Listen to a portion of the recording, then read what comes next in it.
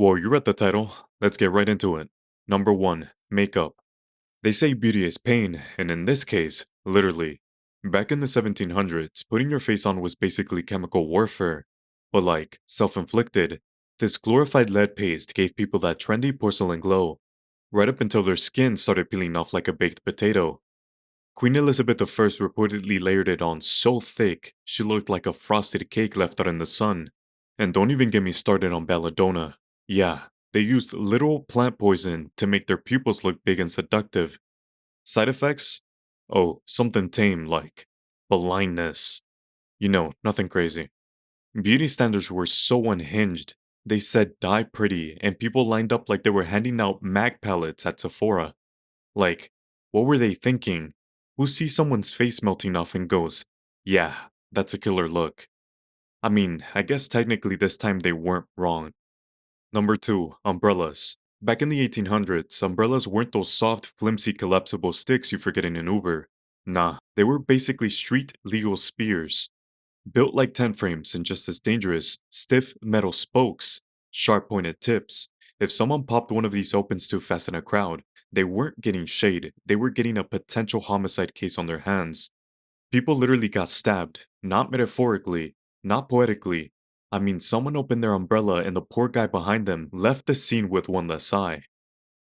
They were so dangerous, in fact. Etiquette books had entire sections on how to not accidentally impale a pedestrian. And this wasn't about manners either. They weren't saying, don't open your umbrella indoors because of bad luck. They said it because Arthur from the hat shop down the street got skewered last Thursday, trying to keep his wig dry. Imagine walking through foggy Victorian London, just trying to mind your own business, and suddenly you're in a fancy match with some guy who didn't want drizzle on his fancy little Peaky Blinders attire. Rain wasn't a threat, people with handheld javelins were. Number 3. Baby cribs. Yeah, you heard me right. Baby cribs. Back in the day, baby cribs weren't designed for safety. They were designed like someone had only ever heard a cage described to them over the phone. The wooden slats were spaced so far apart you could drive a toddler through them sideways. Babies would slip right through the gaps, which, isn't an ideal situation for a baby to be in. In 1973 alone, over 50 infants died because of these flaws. 50, as in, maybe we should stop selling these levels of death. But instead of doing literally anything about it, manufacturers just kinda stood there like, huh, that's weird. It wasn't until parents started suing and the public lost their minds that companies finally decided maybe we shouldn't make glorified baby gel cells that accidentally execute their inmates. Wild idea, I know. And even then, it wasn't some noble act of reform.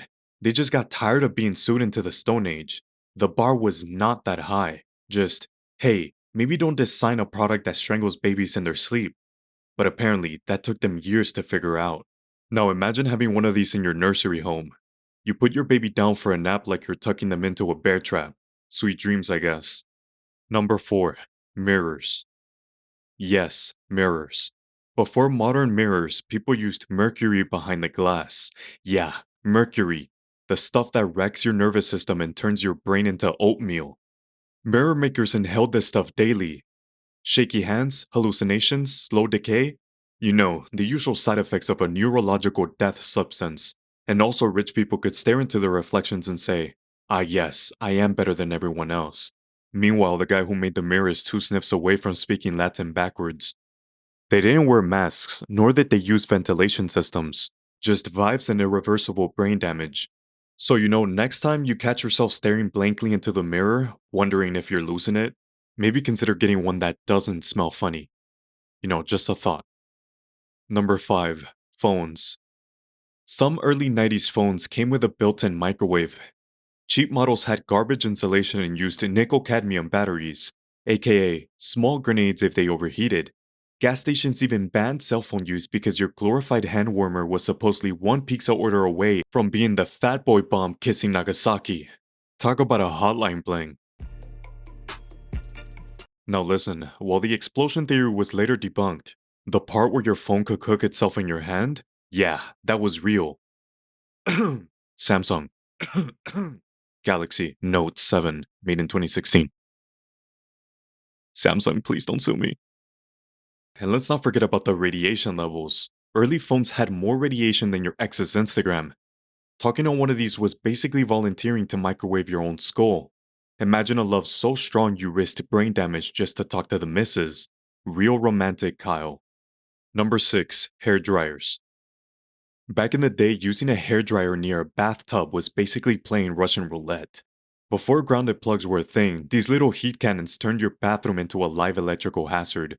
One slip, one splash, and boom, you just unlocked the achievement for the fastest death by electrocution speedrun. And it's not like it was rare either. In the early 80s, hairdryers were behind most accidental bathroom deaths. Like, a lot. People were getting fried mid blowout. Kids, too, just casually trying to get ready for school, and suddenly they're in a Elden Ring boss fight against Lanciacs. And for some reason, no one thought, hey, maybe we shouldn't assign high voltage death machines to be used next to a giant bowl of water. Grounding plugs didn't become mandatory until people started dropping like flies, because of course they didn't. Speaking of flies, they probably got the idea for those electric fly swatters from these bad boys. Number 7. Toasters. Early electric toasters were basically just two exposed metal coils with ambition. No timer, no spring, no safety features. Just a glowing death trap that cooked toast and occasionally your hand. Burn marks were the least of your concerns though. People used to jam forks into the toaster to yank out stuck bread while it was still plugged in. Because of course, when your toast refuses to pop out, the logical next step is poking the electric metal box of death with a metal stick. And spoiler, it didn't go too well. I bet their caveman ancestors are proud of them for that one. And it happened a lot. Getting electrocuted with your mini grill box was common in the 1900s. To add insult to injury, some hospitals even started calling it chicken finger syndrome. Can you believe that? I mean, okay, maybe they didn't, but they could have, it was that bad. People were getting sapped before work trying to rescue a half-burned English muffin like it was trapped under rubble. Do you know how humiliating it must have been to explain to a ER nurse that your breakfast took revenge? Eventually, they added auto pop-up mechanisms and safer designs. It was mostly to stop people from treating toasters like mini claw machines. But by then, the damage was done. Your toast may be golden brown, but survival wasn't always guaranteed. It's a fair trade, I suppose. So yeah, that's it. Why are you still here? I mean, what do you expect? For me to force you to like and sub? Like and sub or there will be consequences.